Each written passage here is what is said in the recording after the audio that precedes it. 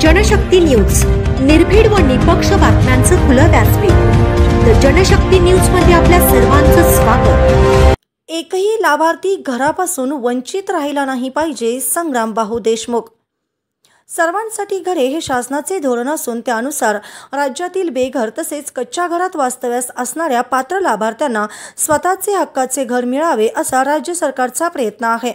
सरकारच्या घरकुल योजनेपासून भिलवडीसह इतर भागातील पात्र लाभार्थी वंचित राहू नये याची दक्षता घ्यावी अशा सक्त सूचना सांगली जिल्हा परिषदेचे माजी अध्यक्ष संग्राम देशमुख यांनी भिलवडी ग्रामपंचायतीचे ग्रामविकास अधिकारी कैलास केदारे यांना दिल्या। संग्राम देशमुख हे मंगळवारी पलूस तालुक्याच्या दौऱ्यावर असताना भिलवडी येथे एका कार्यक्रमासाठी आले होते। यावेळी भिलवडी येथील भारतीय जनता पार्टीच्या कार्यकर्त्यांना त्यांनी मार्गदर्शन केले व ग्रामपंचायतीचे ग्रामविकास अधिकारी कैलास केदारे यांच्याकडून घरकुल सर्वेक्षणाचा आढावा घेतला।